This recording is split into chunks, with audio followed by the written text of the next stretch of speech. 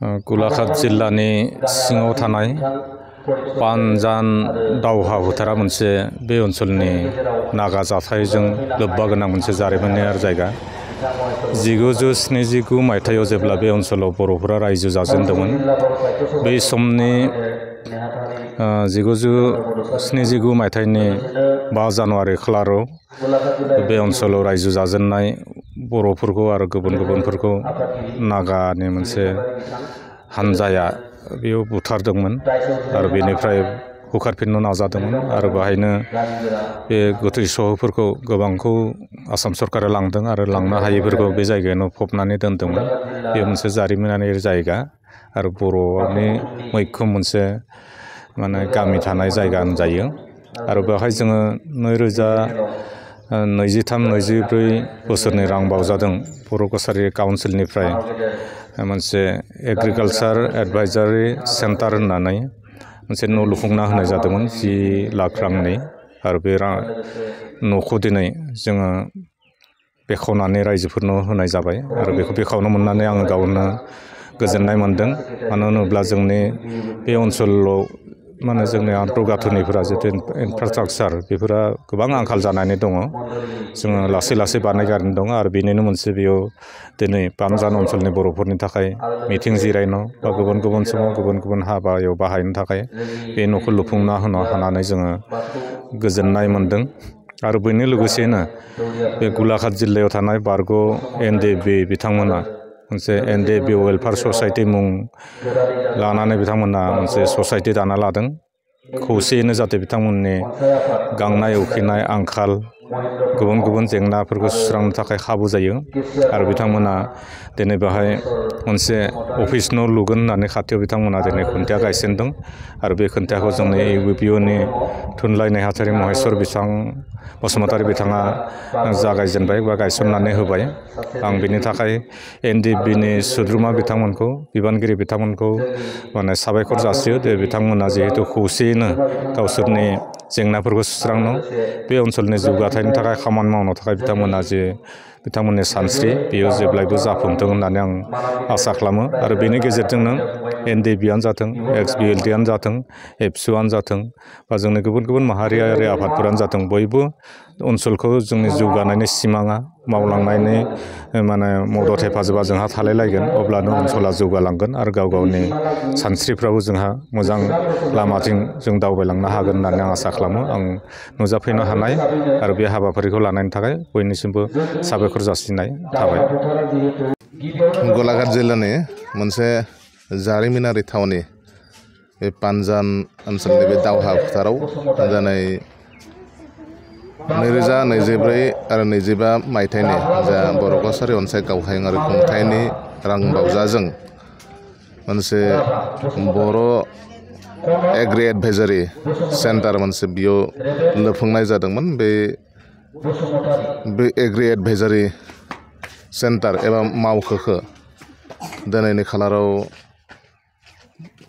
हाबाफारि लानानै बर' कसारि अनसाय गावहायुं खुंथायनिनो मानगेदेर EM प्रदीप स्वरगियारि बिथांनि गोथार आखाइजों दिनै बेखेवनाय जादों। बेयो जोबोद गोजोनथाव आरो बाख्नायथाव बाथ्रा। बिदिनो लोब्बा लाखिनानै जोंनि बर' माहारिनि थाखाय गोबां सम हारि अनफावरि हिसाबै खामानि मावलांनाय जोंहा बारग' एनडिएफबि गलाघाट जिल्लानि सिङाव थानाय गासै एक्स एनडिएफबि बिथांमोना मोनसे आफाद गायसंनाय जादों। बे आफादा जादों गलाघाट जिल्ला बारग' एनडिएफबि अनसाय आफाद। बे आफादनिनो दिनैनि सानावनो बिथांमोना गावसोरनि मावखुलि लुफुंनायनि मोनसे खुन्थिया गायसननाय जादों। आरो बे मावखुलिनि खुन्थिया गायसननाय हाबाफारियाव आङो सासे आलासि महरै बाहागो लानानै दिनै जोबोद गोजोननाय मोनदों। आरो आं आसा फारिगोन जे दिनैनि साना जेरैबायदि जारिमिनारि सान आरो बे ओनसोला जिहेतु बर'निनो मोनसे जारिमिनारि मोनसे थावनि जायखौ दावहा फोथार मुं होनानै दोननाय जादों मोनसे समाव नागाजों बर'जों मोनसे दावहा नांनानै बे ओनसोला हयतो रैखाथि मोननो हादोंमोन आरो बेनि जाहोनाव दिनै बे ओनसोलाव बर' रायजो राजाया मोनसे सुखु गोजोनै रायजो जानो मोनसे खाबु मोनदों आरो बे ओनसोलावनो बा बे थावनियावनो दिनै बे बर' कसारि अनसाय गावहांखो खुंथायजों लुफुंजानाय जा बर' एग्रि एडभाइजारि सेन्टार आरो बेजोंनो दाजाबफानानै मोनसे हाबाफारि बेयावनो जा गलाघाट जिल्ला बारग' NDFB अनसाय आफादनि मावखुलि बे मावखुलिखौ दिनै इयाव जागायजेननाय जादों आरो बे मावखुलिनो मोनसे गोथार खुन्थिया गायसननानै बे खामानिखौ जागायजेननाय जादों। गासैनिसिमबो खुलुमनाय जासिग्रोबाय। दिनै जोङो गलाघाट जिल्ला Golaghat district XNDB welfare society आरो नाम्बर आनसलिक UBPO बे मोननैनि बानजायनायाव जोङो सरपथार क' डिस्ट्रिक्टनि सिङाव थानाय नैबे दावहा फोथार पानजानाव बर' कसारि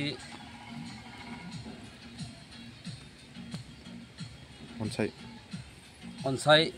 गावहायुं खुंथायनि रांबावजाजों मोनसे बर' कसारि एग्रि एडभाइजारि सेन्टार मोनसे लुफुंनाय जादोंमोन आरो बे सेन्टारखौ दिनै फर्मेलि जोंनि मानगोनां EM प्रदीप स्वर्गियारी बिथाङा आरो बिथांजों हेफाजाबगिरि महरै जोंनि UBPO सेन्ट्रेल कमिटिनि मानाव गेदेर थुनलाइयारि नेहाथारि महेश्वर बसुमतारी आरो नैबे हालामनि साफ्रोमबो गामि गोरा बिथांमोना आरो समाज सिबियारि बिथांमोननि हेफाजाब आरो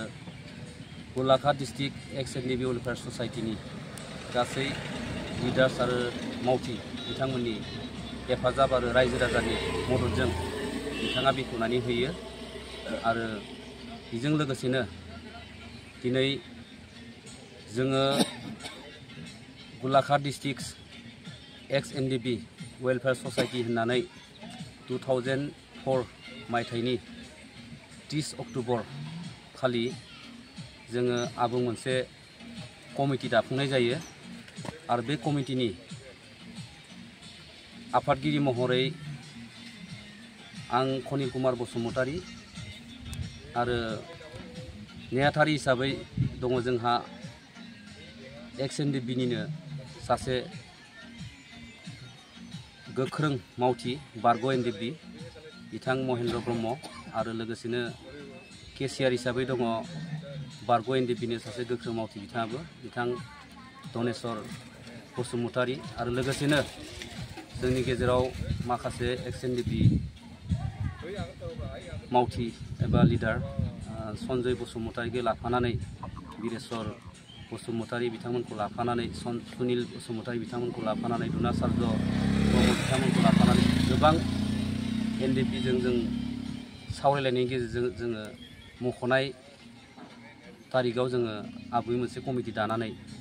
दिनै जोङो नैबे पानजान दावहा फोथारावनो जोंनि मोनसे मावख' लुफुंनायनि थाखाय जोङो गाहाय खुन्था गायसननाय जायो आरो बे गाहाय खुन्थियाखौ जोङो जोंनि UBPनि थुनलाइयारि नेहाथारि मानगोनां महेश्वर बिथांनि आखाइजोंनो जोङो गायसनहोयो आरो जोंनि बे गलाघाट डिस्ट्रिक्ट XNDB वेलफेयार ससाइटिनि थांखि आरो मावनो गोनां हाबाफारिया गोबां दङ। जोङो अल आसामावनो जोङो इडुकेसन हेल्थ डेभेलपमेन्ट आरो एनभाइरनमेन्ट बे मोनब्रै बिथिङाव जोङो स्पेसियेलि जोङो अल आसामनि खना खनला जोङो खामानि मावनाय जोंहा खाबु दङ आरो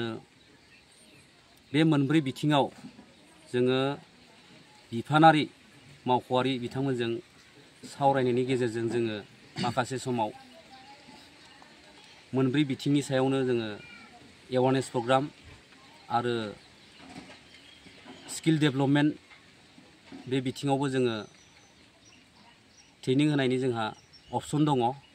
ओंखायनो जों सान्दों जों बेफोर बिथिङाव मोजाङै मोजां बर' हारिजों लोगोसेनो जोंनि नैबे हालामाव थानाय गासै हारि हारिसाफोरखौबो लाफानानै जोङो माबोरैहाय जोंनि हालामखौ जों जौगाहोलांनो हागौ बिनि बागै जोङो बे पानजान टाउननि खाथियावनो दावहा फोथार होननानै मोनसे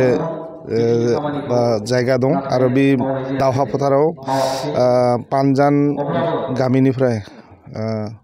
1 बिगासो हा बिसोर गामिया जोंनो इउबिपिअ आनसलिक इउबिपिअ होदोंमोन बे इउबिपिअनि जितु हा दं बेयाव बे हायावनो थांनाय बोसोरनि फान्डजों माने BKWCनि फान्डजों जाहानि मानगोनां प्रदीप स्वर्गियारी EM सारा एबो इउबिपिअनि आनसलिक कमिटि लोगोसे आरो बेलेग बेलेग जेसां एबो संगठन दं बिसोरखौ गासैनो माने बे जायगायाव मोनसे न' लुना होदो बे न'आनो जाबाय एग्रिकालचार रिसार्च सेन्टार होननानै बेयाव लुना होदो बे दिनै बिथां सारा फायनानै बे न'खौ बेखेवना होनायनि आरो लोगोसे आरो गोदान मोनसे NDFBनि थाखाय जितु गाहाय खुन्था गायसन माने बेयाव अपेनिं खालामबाय आरो सारजों लोगोसेनो बर' कसारि काउन्सिला जोंनि जेरैबायदि खामानि मावगासिनो आगोल दिनाव आरो मोजां बेबायदिनो खामानि मावबाय थागोन होननानै आं आसा फारिनानै आंनि बिबुंथिखौ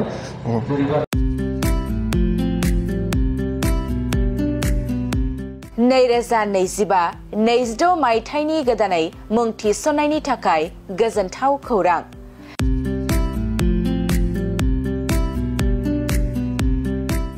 क'क्राझार सहरनि साखाथियाव थानाय थिथागुरि मानास पाब्लिक स्कुला गुन गोनां सोलोंथाइ बोसोरनि नार्सारिनिफ्राय थाखो 9 सिम फरायसा फरायसुलिफोरनि गोदानै मुं थिसननायनि खाबुफोर होगासिनो दं।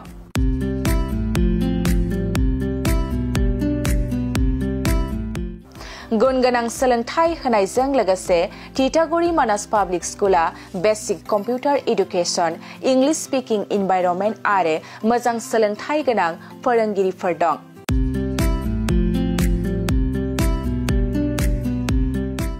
आरो फरायसा फरायसुलिफोरनि थाखाय सोलोंथाइ लानायजों लोगोसे योगानि खाबुबो दं। लोगोसे मोजां सुबिदा जानाय बादि हिन्जावसा आरो हौवासाफोरनि थाखाय हस्टेल थानायनिबो खाबु दं।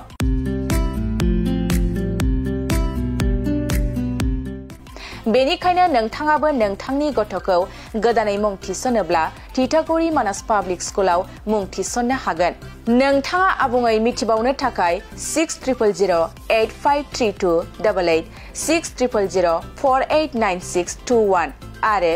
9101008849 जानबुं नाम्बाराव खौरां लाहरनो हागोन।